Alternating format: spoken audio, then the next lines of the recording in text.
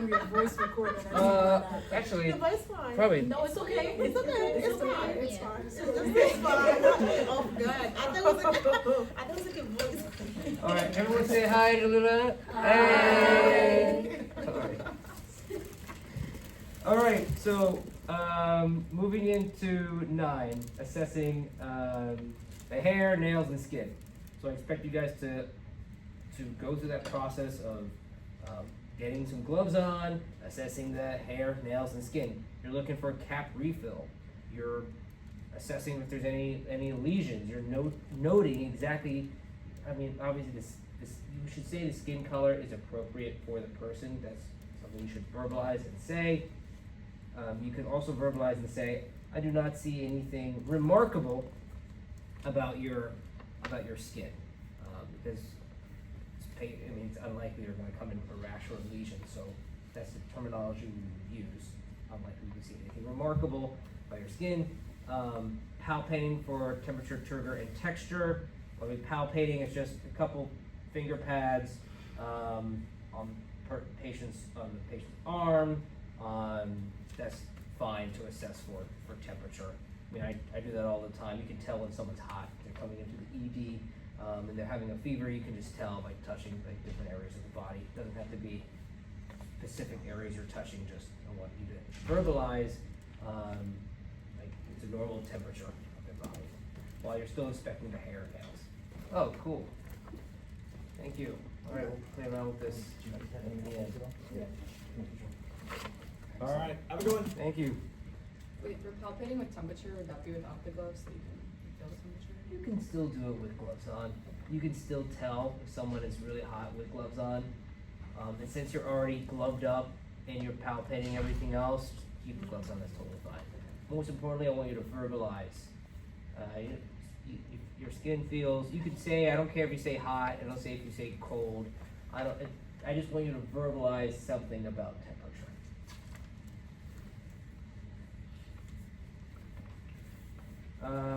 Assessing for wounds. We're not going to come in with any wounds, so you don't have to worry about that. Assessing the head and neck. We're looking at their ears using the otoscope, so I expect you to be able to be proficient in how to use that. I expect you to be able to do the whisper test. That's when you're standing behind the patient and you're whispering, and they should be able to assessing if they can hear in the left and right ear. I expect you to be able to do that test.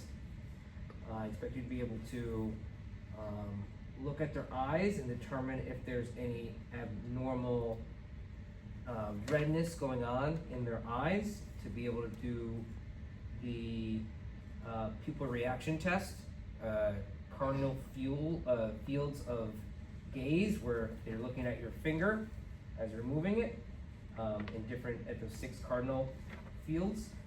Do you want us to verbalize this too, that the eyes are normal? Yes, you should verbalize after you do the test. You should also verbalize like what you notice on that test. That would be the light pens you can actually use. Let's see. Yeah, these should turn on. Oh yeah, these turn on. Boom, right there. Yeah, good. And we have otoscope tips right there. That's good. These are all good questions. All good questions. Observing the lips, the color, the mucous membranes. Now for this one, we need to look at the oral mucosa. You can actually have your patient just kind of move their lips down a little bit. Again, I mean, if the patient can do that themselves, you don't have to go in there and like pull their lips down. They can do that themselves. And you want to verbalize what it looks like. Is it pink? Is it moist? Is it shiny? Is it firm? Is it intact? You could verbalize the look of that because you're not actually touching them on that one. You can just verbalize what it looks like. For part D, the tongue and the oropharynx.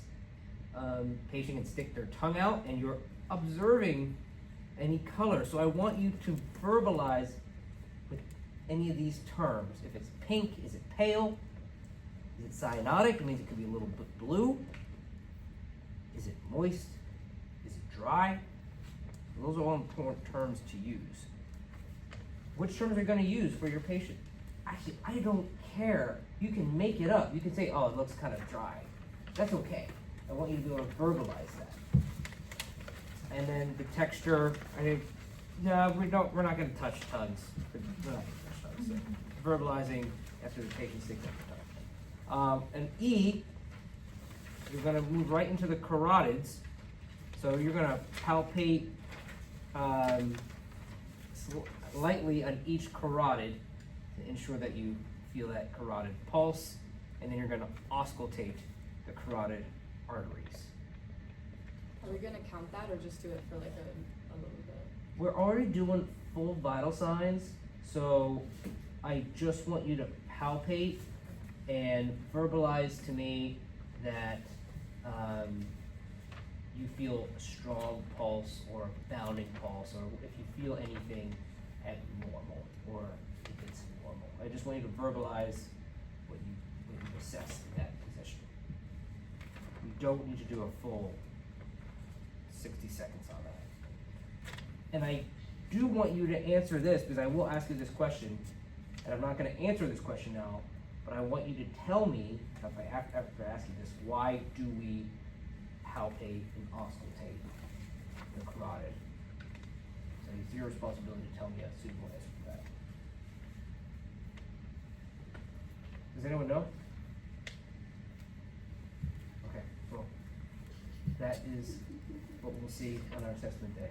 But again, there shouldn't be any surprises. I'm telling you exactly what I want to see on this.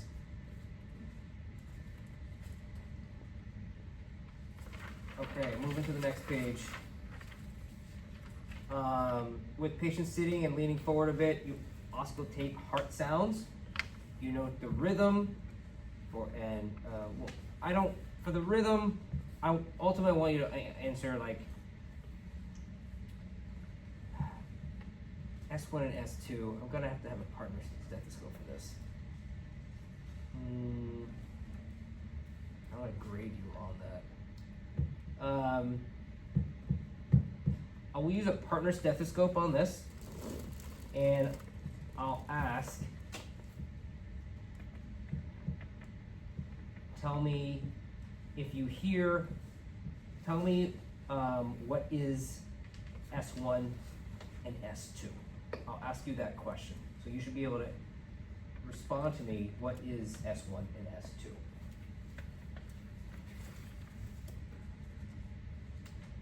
And then you would ask the patient if they have any cardiovascular problems. That's pretty fair on that one. For 12, you're inspecting the back, patient in a sitting position. We're not going to have the back exposed or anything like that, so we're just pretending to inspect the skin first, verbalize that, and then you're auscultating side to side on the back to listen to the lungs. You should know where to put your stethoscope to auscultate the lungs from the back, and where the apex of the lungs is. Is that all pretty clear? So what did we have to verbalize? Verbalize, because we're not going to be inspecting the skin because they're going to have scrubs on. Verbalize, like, is this, the skin is, you know what, don't worry about the skin aspect, because we do talk about that already. We talk about that in like part 9, so we don't need to worry about the skin again on the back, because we've already gone through that assessment point. So 12A, I'm not worried about the skin. 12B is important to know that you're auscultating breath sounds on the back. You're going side to side, and you must know where the apex of the lungs is located. After that, I want you to have the patient cough.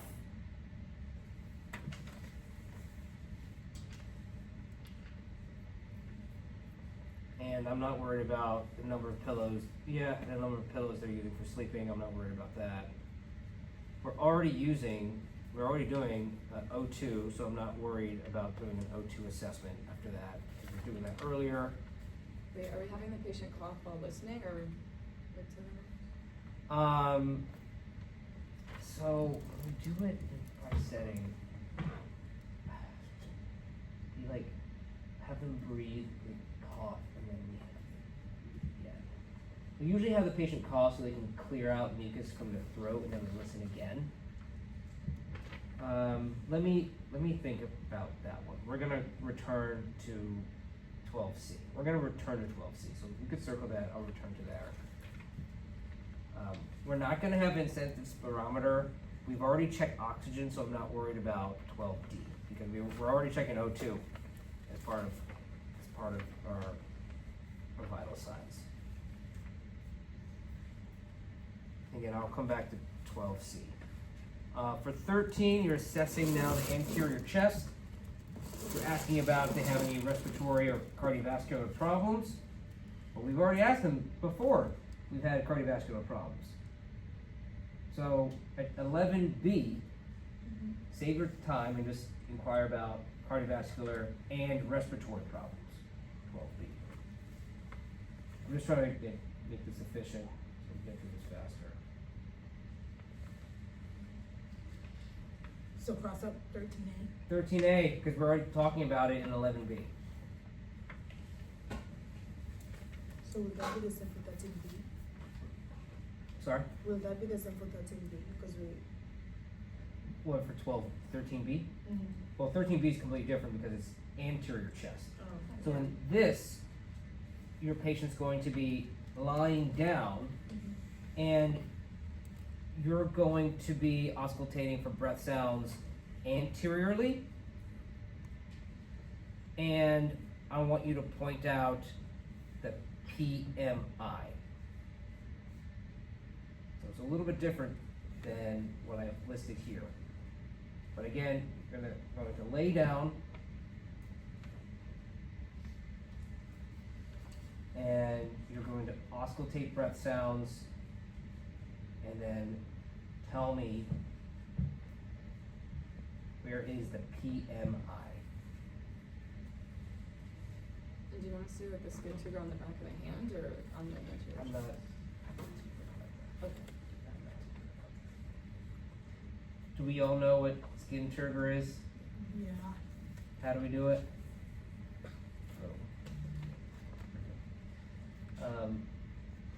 But 13, again, most importantly is auscultating breath sounds. Telling me where the PMI is. You don't have to lay down. They can be sitting. They can be sitting. It doesn't. Either one is totally fine.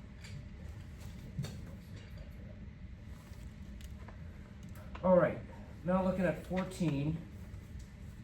Please verbalize what the abdomen looks like. Is it symmetrical?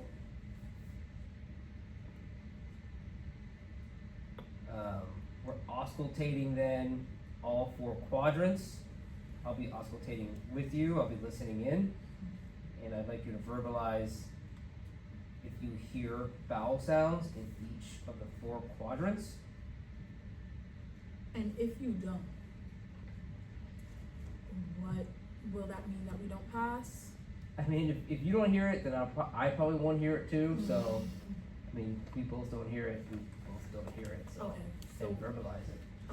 Okay, just verbalize whether you hear it or not. Yeah, exactly. And then we're gonna palpate all 4 quadrants for tenderness, guarding, or masses. And then we're going to go into inspect for rebound. Rebound is when you would press on the quadrant, and as you release, you're gonna ask if they have any pain. So that's easy to do as we're doing this. Asking about the last bowel movement, Wait, can you say, sorry, press on each quadrant and ask if there's any pain? any pain. Yeah. But we're doing that anyway because 14E, we're already palpating the quadrants for any tenderness, burning, or masses, and then comma pain, and comma pain. So that's already part of it. It's already part of it. But we still have to ask the last BM and the last menstrual period.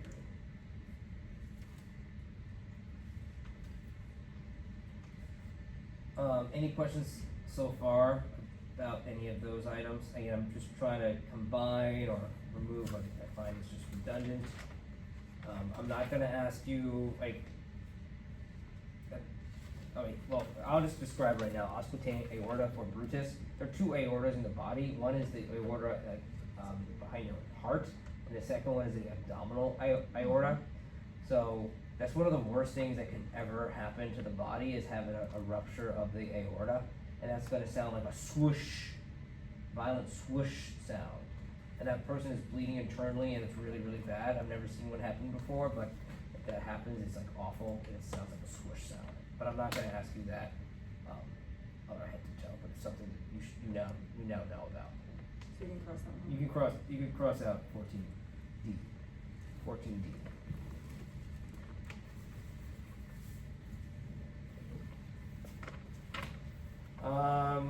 Let's see. Well, we're not gonna have them urinate, so assessing urinary status. We want to ask the patient for assessing urinary status if they have any change in urination, such as burning with urination, frequency with urination, difficulty with urination, any blood in the urine, and also any radiating pain from belly button to lower back.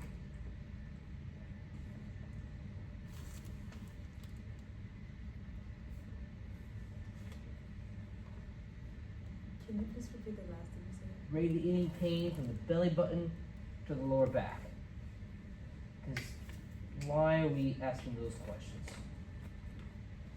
Bladder infection? Like kidney stone? Well, more like UTIs can present with like radiating pain in the lower back, or just lower back pain, or just lower back pain too. But I'd like you to ask that question just to kind of get it in your mind. We want to go through like if they have any dysuria, any blood in the urine, frequency with urine, difficulty with the stream. All those are really important questions in the lower back pain. And then we're not going to monitor for intake and output because it's not indicated. We do want to palpate the bladder, so you should be able to locate the bladder. Tell me where, palpate and point to where that bladder is on each person, so you should know some basic anatomy on that one.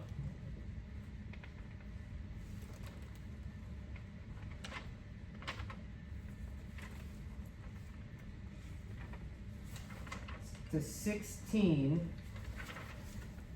we're assessing upper extremities, inspecting the skin, the nails, palpates this for skin color. Okay, so I want us to combine. No, let's just keep this. Let's not combine. You should be able to comfortably assess the skin and the nails, verbalize if it's a normal temperature, if there's skin's appropriate for their ethnicity. We should be able to accurately point to where we're going and palpate brachial and radial pulses. Remember, brachial pulses are hard to find, but I at least want you to go through the motions of trying to find it. And everyone should be able to find and palpate radial pulse.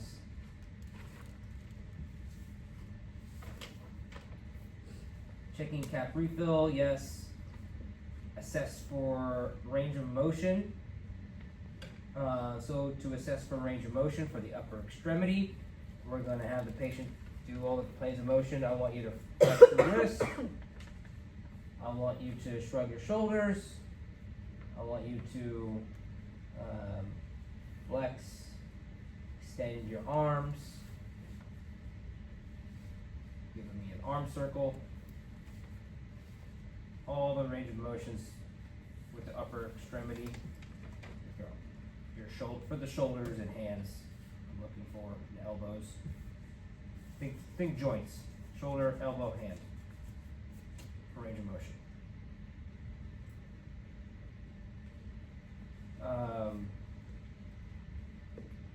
Now, it's appropriate just to ask the patient to go through those ranges of motion. I'm not too worried about you actually doing passive range of motion with them. So it's appropriate just to ask them to go through those range of motions. And then ask them if there's any pain. Ask if there's any pain.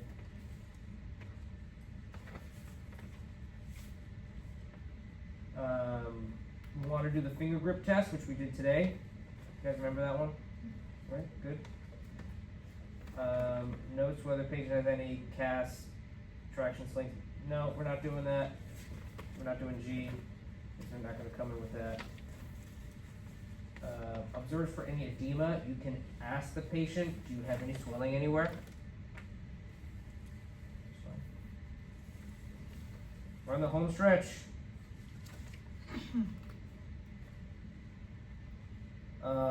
Observes range of motion and ability to ambulate and move. Well, they've already walked in here. Let's see. We've already assessed cap refill, but we gotta do cap refill. Lower extremity.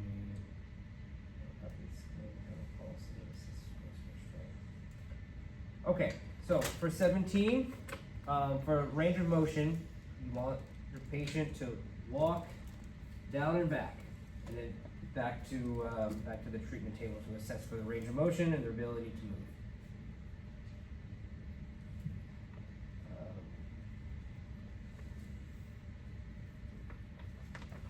We are then going to go into pedal pulses. So I'm not too worried about 17B because we already have inspected skin and nails prior. We've already assessed the skin and nails prior. But you should be able to tell me exactly where pedal pulses are and tell me if the skin temperature is appropriate. And check for cap refill, which is easy. You're just kind of pressing down on the big toe, see if it gets red quickly. Assessing for strength. So the patient's going to be sitting at the edge of the bed. So the strength tests I want to see are going to be the hip flexor assessment. Remember, that's just one at a time. And then quadricep strength assessment. Remember, that's left or one leg at a time, and then both at the same time. Only those two.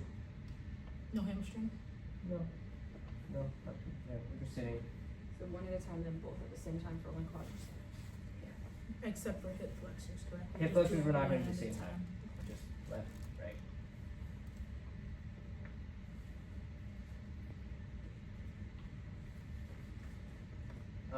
For 17F, checks sensation through light touch proceeding to pain as needed. No, because we're already doing their strength testing, so I'm not worried about F, G, and H.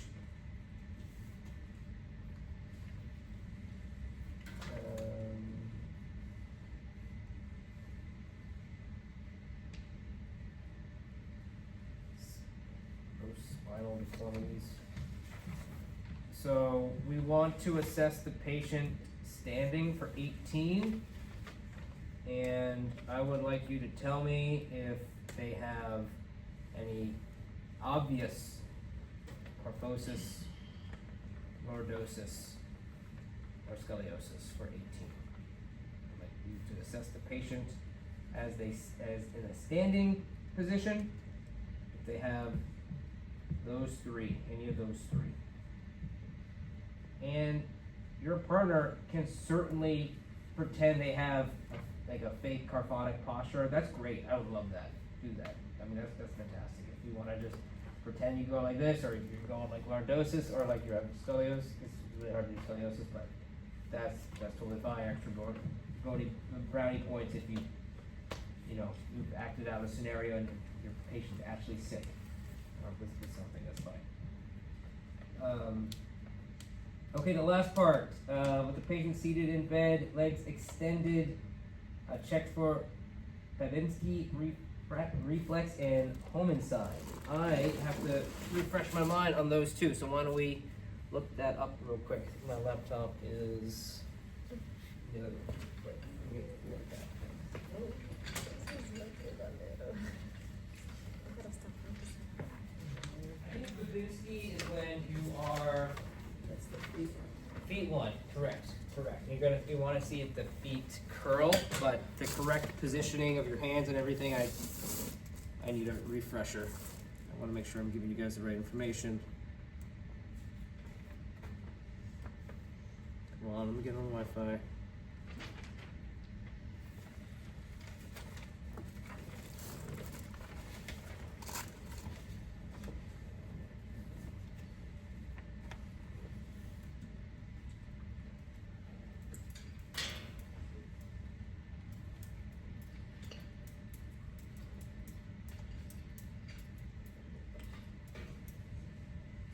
Hey, So, what Hey, everyone, is it's- important to know about these two is you need to tell me, you need to do the test and also tell me why we do these tests. I want to know that part.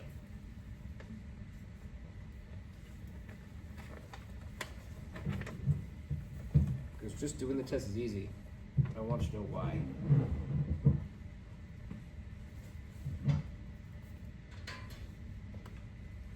Okay, let's go through this test real quick.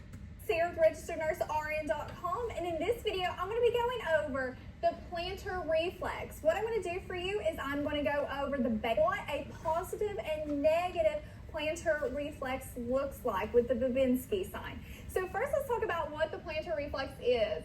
This is a superficial reflex found on the bottom of the foot. Now, this is different than the deep tendon reflexes that we covered in the previous I'm gonna videos. fast forward this In part that so we these can get to reflexes the is we'll actually. the Babinski sign, which you'll see here in a minute, you'll see a positive and a negative one. And whenever you see a positive Babinski sign, this is abnormal. You will see dorsiflexion of the big toes and fanning of the toes. So, in other words, you're What was dorsiflexion? Good. Toe up. Toe up. going to see the big toe and the toes dorsiflex, which means they're going to move out like that. And this is common. Now, this is a normal sign if you are doing this on an infant less than 24 months of age. But if you're not, it can be indicative of upper motor neuron disease. Now, if a negative Babinski sign, which is normal, you want to see this in someone I'm gonna fast 24 forward this months part old. because this is exactly what I just want you to get this information down and just give me a brief summary before we do this test. I want to get to the actual test itself. For the plantar reflex, we're checking L4 to S2. And what we're going to do is we're going to lightly stroke up the lateral side of the sole of the foot inward through to the ball of the foot to make like an upside down J. And what we're watching for, we're going to look at the toes, and we want for a normal response for it to plantar flex and for the toes to curl inward. Positive Babinski sign would be whenever the foot dorsiflex and the big toe fans out. Cool. So this video, everyone knows how to get to this video, right? Nurse RN, Babinski reflex. This is a super common video. It's got like how many views on this one? But do you need me to send this out, or can everyone? Finding this one. Okay, good. So that's Babinski and Homenstein. That can be done with socks on, right? No. So we have to like take our socks off? Yeah. No. Yeah. But that's what we do as nurses. That's what we do as nurses. For the calf refill for the feet, do you also want to take our socks off? Yeah, you can't see cap refill without that.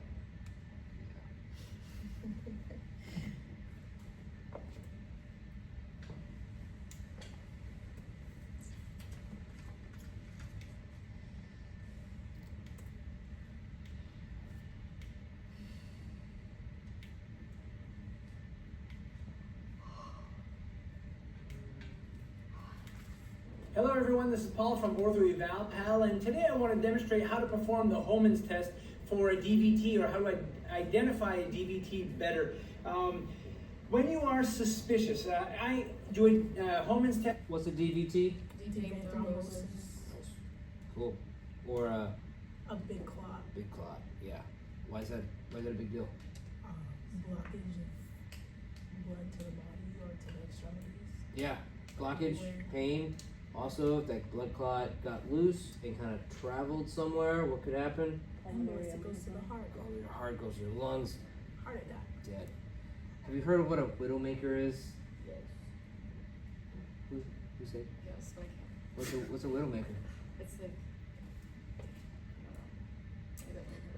I don't know. Oh, so every winter, the EDs always get unfortunate cases of really older men shoveling snow, and there's this perfect recipe of when you're like kind of bundled up and you're older guy and you have osteoporosis and you go like this, boom, and a widowmaker can happen where a little piece of plaque dislodges somewhere and it goes through your veins, to your arteries, and it gets clogged into your heart, causes a heart attack, and those are usually pretty fatal, and that's why they call them widowmakers. It often happens when men are shoveling snow. Just a random police plaque. Yeah. You start building plaque when you're in like high school. And just as you get older, you just develop more of it. But this aggressive motion and something about you're bundled up and like the cold temperatures just creates this condition. Yeah, pressure and the temperature changes for when you aggressively hit something, it just shocks throughout your body and can dislodge a plaque. When your parents get older, I strongly encourage them to find someone to shovel their snow. Or get one of those electric snow blowers so they can just go like this and they don't have to worry about it. But yeah, I'm telling my parents are like 70s right now, so I don't want them shoveling it ever again. They don't want it. Okay, sorry, little tangent. That's not going to be on the test. Not going to be on our test, but just an interesting part about medicine. Test on everybody who has lower extremity surgery, or anybody who has had or been stagnant for a long period of time. Maybe they've been on a long trip and they flew for 6 hours, or they've been in a car for a long time. Maybe they were hospitalized and in bed for a long time. So I test this on many patients, and I think it's very important. We have identified people who have had deep vein thrombosis and DVT, and so it's important that you test this and you test it correctly, okay? So the way you perform the Homans test is you take the patient. I like to leave the leg in a little bit of a flexion, and I'll explain that in a second. You take the ankle and you dorsiflex a little bit and you squeeze the calf, okay? It would give them some discomfort right down the central aspect of the calf usually. The calf is usually hot, it's usually red and swollen compared to the other side. Okay, you may see some gross swelling all the way down into the foot and ankle. The reason I don't like to straighten the leg all the way when I do this is because if they're really tight in the gastrocsoleus and or the hamstring region, they're going to get some discomfort from doing this, and some people are just myofascially sensitive. The other problem is that if they are having sciatica or nerve root compression. So we already hit it, what we're looking for. You're not going to fully extend that leg. You're going to dorsiflex or plantar flex?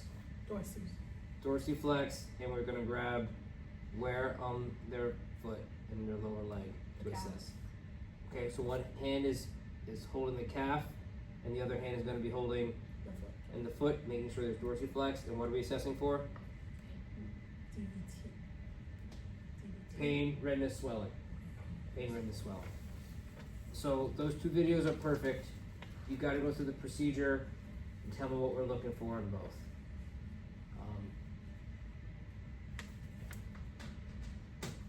I'll email those videos to everybody too. I feel like I've armed you with a lot of information the last few weeks, and it's been really fun and enjoyable. And now it's your responsibility to absorb this knowledge and now use your nursing skills and have some fun assessing your friend, your partner, your fellow student. Have fun doing it. I don't mind if you make something up, or maybe if you have like a spot on your foot, yeah, point that out. That's great. That's great to add to the assessment. But that's all I have for you. I tried to give you best information and to simplify this a little bit more. Do you have additional Are we questions? doing the schedule right now, or that's a later thing? I'm gonna send out an email and I'll have everyone kind of sign up on that Google Drive, Google Sheets. Yeah. So for like the skin assessment, because we're gonna be like not in like a gown, are we just gonna like kind of verbalize it, or are we gonna like actually? I mean, well, let's see. The skin assessment is going to be in the beginning. Let's see. For hair, you can do skin of the face, skin of the hands and the arms. That will be appropriate. That will be appropriate. And then that's what I want to see. You can look at everything on the head, neck, anything exposed. That's what I'm looking for skin. So I'm looking for skin. Are we staying the entire time or when we're done? Oh, when you're done, you can leave. It's gonna be like a pretty long day, so there's no reason for you to be here all day for that. You can come early and you can practice with your partner. That's totally fine. We'll do this one. We'll be in this room. Yeah, be in this room. And December 1st is when this is gonna occur. December 1st or December 8th? Because it said that it was split up between the two. I think I moved everyone to December 1st to save time, so I didn't have to have you guys come back another day. Let me check the email I sent. Pretty sure it was December 1st. Because an hour per group, right? What about the injections and the Yes, a good question. So that all has to be done at that time. so it's all gonna be the So we're doing first. injections too with this? Yeah, To assessment injections and catheter and Yeah. with it could be with your partner, and that's why I'm glad we're here. Let's talk about that again. I wonder if it's gonna be enough time because do the assessment. It should take about 5 minutes. That's what I've been told. It should take about 5 minutes. But let's say that takes 10 minutes. Less than 15. Well, no, because then we've got to do sub-Qs and then catheter. I thought it was gonna take an hour. You said one per. Hour per group. Yeah, so So I'm that's being 30 minutes very flexible. per person. Instead of 20 minutes per person, 30 minutes per person. So you can do sub-Q, catheter, and then the assessment. Sub-Q catheter assessment. That's gonna or wet to day dressings. Are you gonna tell us for sub-Q, like how many units we're administering, or what have you, or are we gonna use those like dummy skin things for our? Because- I'll give you guys the example right now. I'll Okay. give you guys an example right now. This is what I want to see for subcutaneous injection. I want you to tell me the size of the needle that we're using, the angle of injection,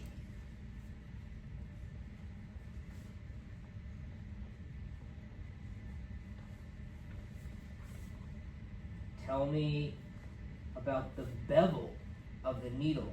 Is it up or down? What's the bevel? Because you might have forgotten that piece of information.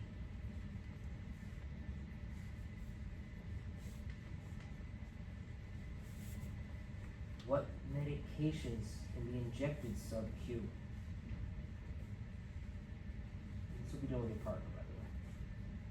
Do you want to see the examples? What was my question? Yes, examples of sub-Q medications. The difference between administering insulin versus just to, why is administering insulin different?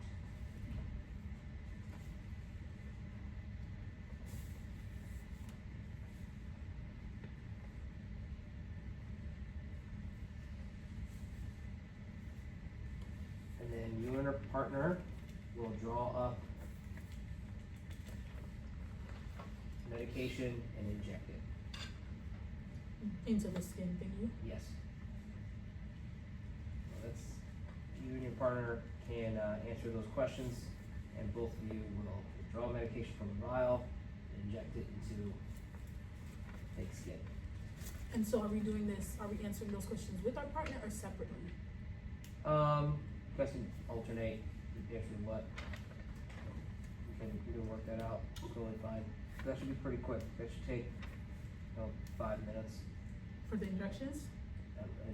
max 5 minutes. I'm asking you those questions. Yeah. So will there be like a lab that's open to practice injections or not? You guys come early, I'll have enough supplies out. Okay. Or is there like some way like for the next few labs that we have? Cause I know that do we have lab on the week of Thanksgiving or no? You know that week, but Yeah. from what I understand, next week is a virtual reality. Yeah. They said there was gonna be an opportunity to To do some practice? practice, but I'm not familiar with the VR stuff. Mm-hmm. That's what I've been told. Cause honestly, like, I'm just thinking about like what they offer in terms of like open lab and stuff like that, but that's usually like on Fridays and stuff, and so I don't know how Yeah, that like they- works and stuff. Or what I'm availability not is to come in. offering any extra hours for open lab. Yeah. But if there is open lab that's advertised, please, I would recommend, I would recommend taking full advantage of that. Mhm. But the lab equipment you need, is pretty minimal. For what you need to do the catheter stuff as well. The best resource, if you can't get to open lab, is gonna be the videos that we've already watched. Okay. Yeah. Sorry. Yeah. Sorry, are we not going to be reviewing injections next week then? We might. It says, the email says there's gonna be a virtual reality and there's gonna be other stations set up for like cardiac assessment, respiratory assessment, and injections. So I'm hoping that's gonna be the case. I'm really hoping that's gonna be the case. If there's extra time next week, yeah, let's do some injections. Perfect. Do some injections.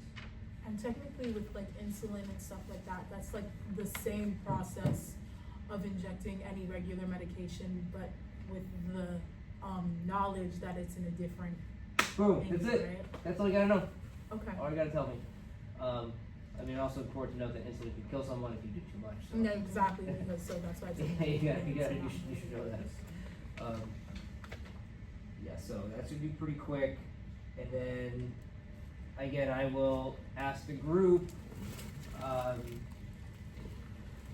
it's your responsibility to know how to do either wet to dry dressing change or catheter. The catheter could be on a male or female. So knowing the difference. No difference. And each partner will have to do that procedure.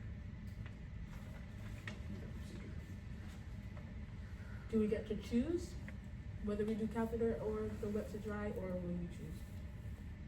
I have to choose, and I like the idea of you choosing also. Yeah, I have to choose. Okay.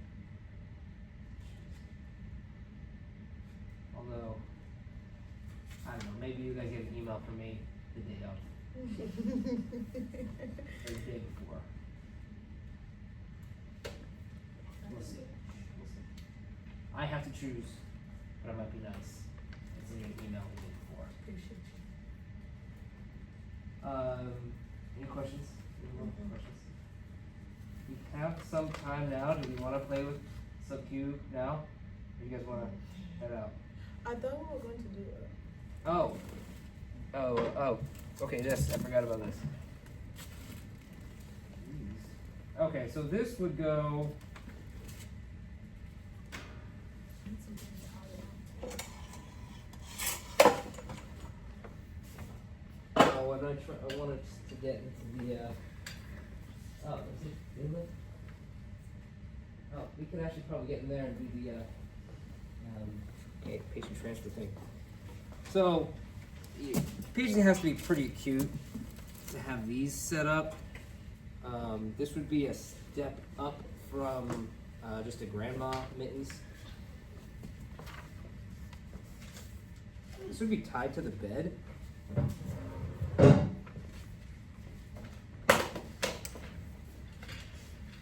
Like so. Oh, wait a second. This is around.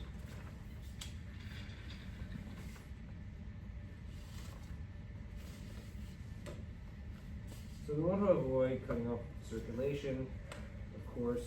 So this is going to be like loosely but firmly.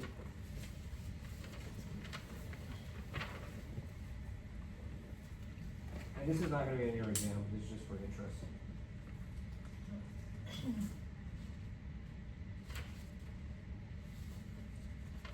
This is a restraint.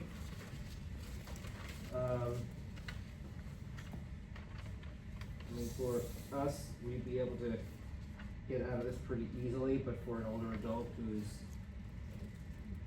changed mental status, this might be very challenging. And then with this piece, this would be tied. Why is there there's not a, I think he's missing, I think they gave me one that's missing a piece to clip into.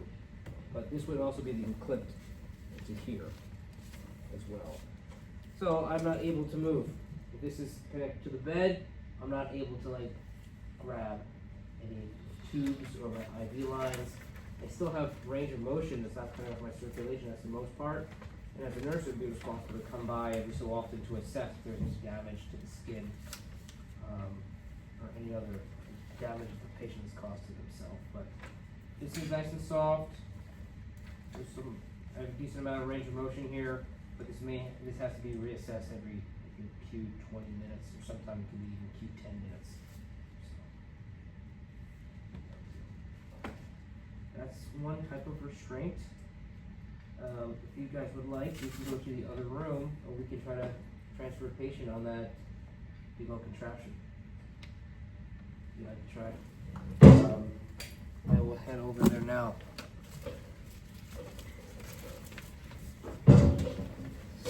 Recording 48 minutes.